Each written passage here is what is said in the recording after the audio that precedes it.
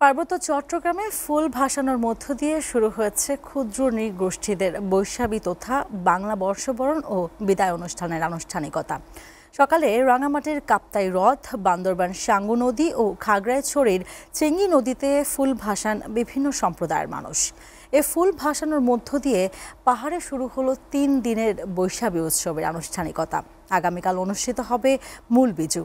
এদিন পাহাড়িদের ঘরে ঘরে রান্না করা হবে ঐতিহ্যবাহী খাবার। পরের দিন গজ্জা বজ্জা তথা বর্ষবরণ অনুষ্ঠিত হবে। আরও জানাতে রাঙামাটি থেকে সরাসরি যুক্ত হচ্ছেন সহকর্মী মোহাম্মদ সুলাইমান। সুলাইমান, বৈশাখী উৎসব উদযাপন কেমন হচ্ছে? অনুষ্ঠানগুলোতে কি কি থাকছে বিষয়ে বিস্তারিত জানাবেন।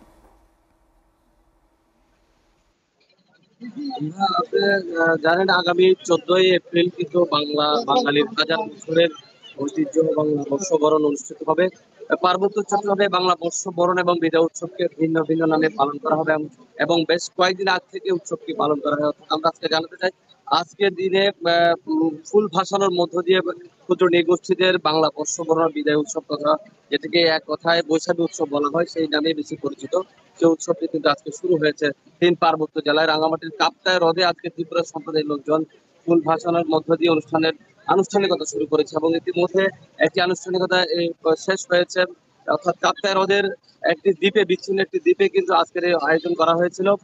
ত্রিপুরা সম্প্রদায়ের পাশাপাশি বিভিন্ন বান্দরবানের সাঙ্গু নদীতে এবং খাগড়াছড়ির চেঙ্গি নদীতে কিন্তু ফুল ভাসিয়ে আজকে এই বৈশাখী উৎসবের আনুষ্ঠান শুরু হয়েছে এবং আগামীকাল শুরু হবে মূল বিজু এবং পরের দিন বাংলা বর্ষবরণ যেদিন অনুষ্ঠিত হবে অর্থাৎ 14ই এপ্রিল সেদিন শেষ হবে বাঙালিদের বাংলা বর্ষবরণ এবং পাহাড়িদের বৈশাখী উৎসব।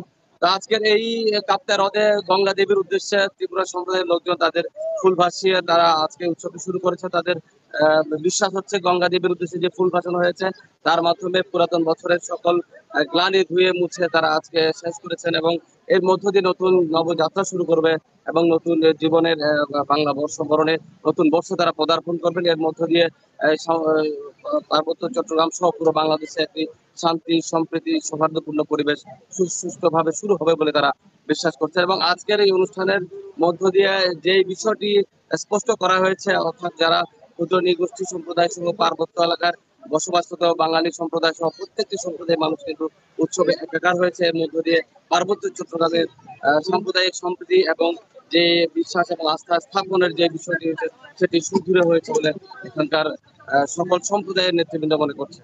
আজকের এই ফুল ভাসানোর মধ্য দিয়ে যে উৎসব শুরু হয়েছে, আগামীকাল মূল বিজু অর্থাৎ এই দিন পার্বত্য চট্টগ্রামের প্রত্যেকটি ঘরে ঘরে কিন্তু ঐতিহ্যবাহী খাবার রান্না করা হবে এবং বিশেষ করে একটি পাজন বিশেষ মিশ্রিত একটি সবজি যেটি পার্বত্য চট্টগ্রামের নৃগোষ্ঠীদের দীর্ঘদিনের ঐতিহ্য এবং এই ঐতিহ্যের মধ্য দিয়ে তারা নিজস্ব কৃষ্টি কালচার সংস্কৃতিগুলো তারা ধারণ করবেন এবং উৎসবের মাধ্যমে তারা নিজস্ব সক্রিয়তা প্রকাশ করবেন বলে তারা বিশ্বাস করেন।